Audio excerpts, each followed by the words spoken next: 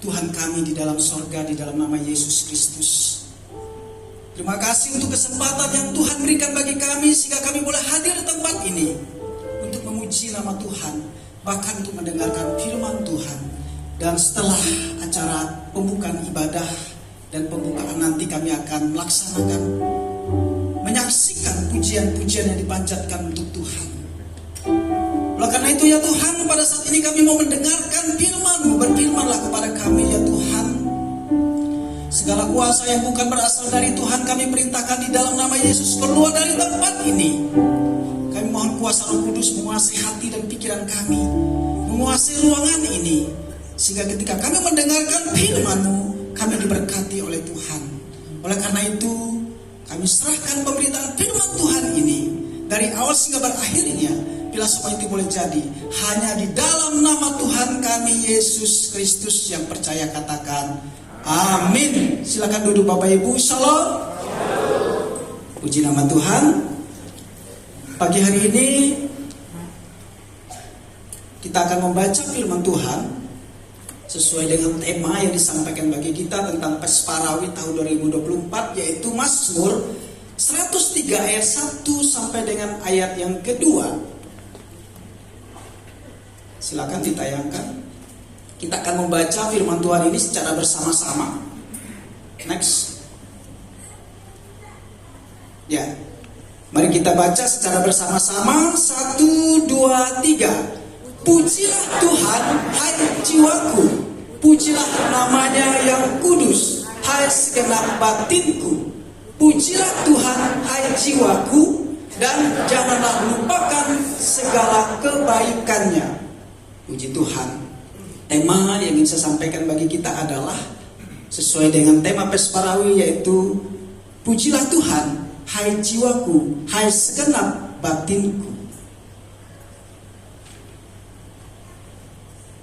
Bapak Ibu yang dikasihi oleh Tuhan, saudara-saudari, 4 hal dari bacaan yang kita baca. Yang pertama adalah memuji Tuhan, melibatkan pikiran dan hati yang tulus. Memuji Tuhan melibatkan pikiran dan hati yang tulus. Apakah bisa orang memuji Tuhan tanpa melibatkan pikiran dan hati? Kalau hatinya tidak terlibat di dalam memuji Tuhan, sama dengan sakit jiwa. Dan orang yang sakit jiwa tidak akan bisa memuliakan Tuhan, memuji Tuhan. Dan kalau orang yang sakit jiwa memuliakan nama Tuhan, maka tidak akan indah pujiannya. Dan tentunya pasti tidak memuliakan Tuhan, karena tidak sinkron.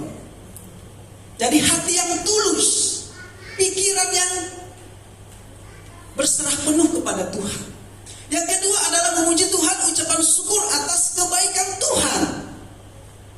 Dikala kita memuji Tuhan, dikala kita memuliakan Tuhan, artinya ada ungkapan tulus yang keluar dari hati dan pikiran kita kepada Tuhan. Yang percaya katakan amin. Tanpa pikiran tulus, hati dan tulus memuji nama Tuhan, itu hampa Bapak Ibu. Makanya banyak artis-artis ketika mereka memuji nama Tuhan, ada yang memang tidak connect di dalam hati dan pikiran. Bahkan artis sekuler ketika mereka menyanyikan lagu yang begitu indah, karena tidak connect hati dan pikirannya, maka tidak ada rasanya. Jadi hati dan pikiran itu harus connect, sehingga setiap orang yang mendengarkan, setiap orang yang menyanyikan merasakan. Apalagi pujian, penyembahan kepada Tuhan, ada rasa. Tuhan itu begitu dekat dengan kita, dan kita berada di samping dengan Tuhan, dan Tuhan sedang menggendong kita. Jadi ungkapan syukur adalah sesuatu yang kita berikan kepada Tuhan. Firman Tuhan ini adalah ungkapan dari pribadi seorang yang bernama Daud, di mana dia merasakan hadirat Tuhan dalam kehidupannya. Dia ingin menyerahkan setiap pikiran dan hatinya memuliakan nama Tuhan, untuk menyembah Tuhan. Dan saya percaya bahwa semua kita yang hadir di tempat ini ingin memuliakan nama Tuhan. Amin. Amin. bukan sekedar kompetisi, menang dan kalah. Tetapi bagaimana kita menghadirkan hadirat Tuhan di dalam pribadi dan kehidupan kita.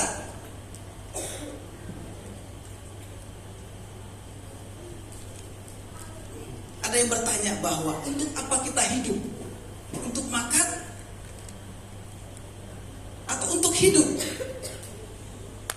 Makan untuk hidup atau hidup untuk makan? Kalau makan untuk hidup, maka segala aktivitas kita bisa memuliakan nama Tuhan. Tetapi kalau hidup untuk makan, maka tidak akan lama hidupnya. Ada bedanya Bapak Ibu. Dikala kita memuliakan Tuhan, kita menyerahkan pikiran dan hati kita kepada Tuhan. Selain kita dikuatkan oleh Tuhan, orang-orang yang mendengar dikuatkan oleh Tuhan. Tadi luar biasa ketika Pak Tambunan menyanyikan satu pujian. Wow, iblis pun mungkin kabur gitu, takut. Luar biasa gitu. Dan apalagi nanti ketika lagu itu dipersembahkan oleh Bapak Ibu di tempat ini, wah luar biasa. Perpaduan gitu. Antara suara 1, 2, 3, 4 yang luar biasa begitu.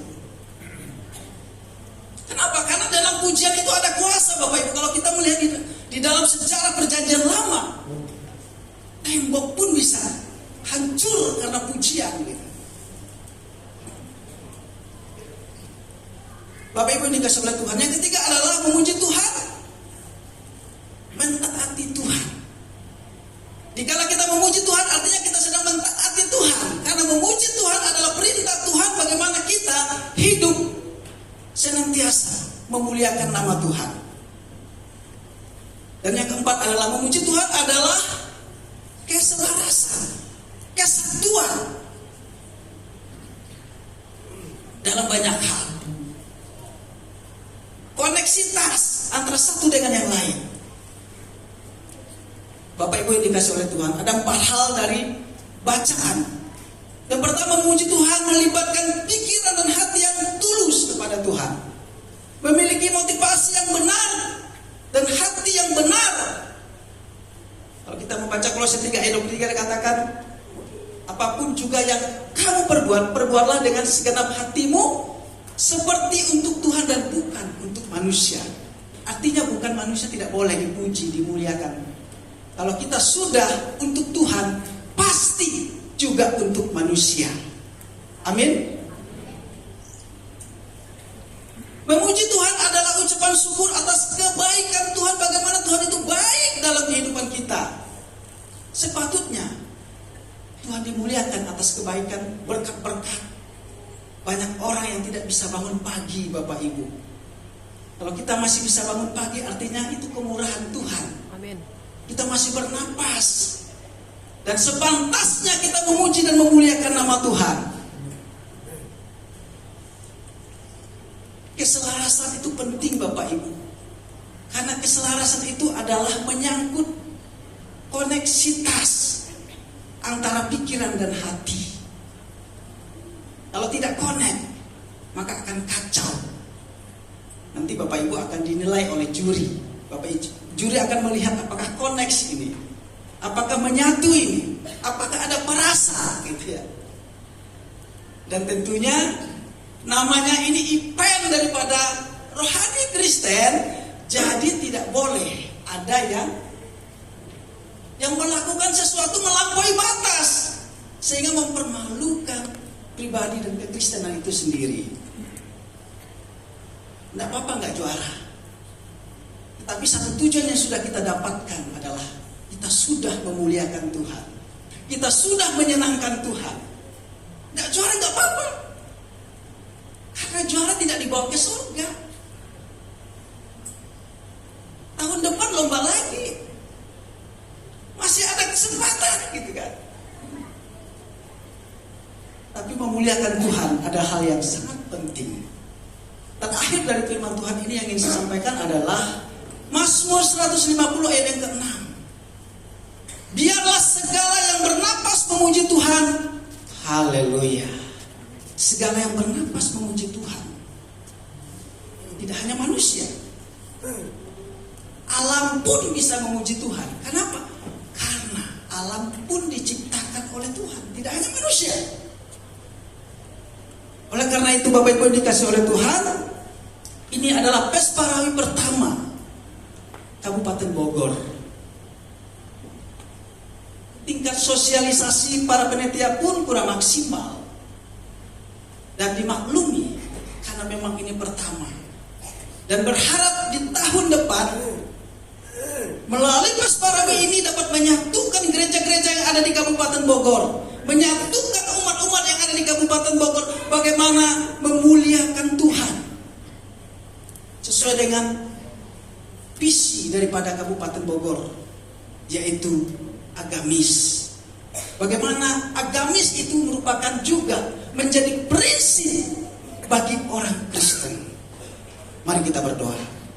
Bapa di sorga, Bapa yang kami sembah di dalam nama Yesus Kristus, kami sudah mendengarkan firman-Mu, bagaimana kami memuji Tuhan, menyembah Tuhan, memuliakan Tuhan. Oleh karena itu ya Tuhan, bela pujian dan penyembahan yang kami akan lakukan dan yang sudah kami lakukan, semuanya itu untuk Tuhan dan memuliakan nama Tuhan. Terima kasih, terpujilah nama-Mu kekal hingga kekal. Hanya di dalam nama Tuhan kami Yesus Kristus kami berdoa. Mari kita katakan amin. Haleluya.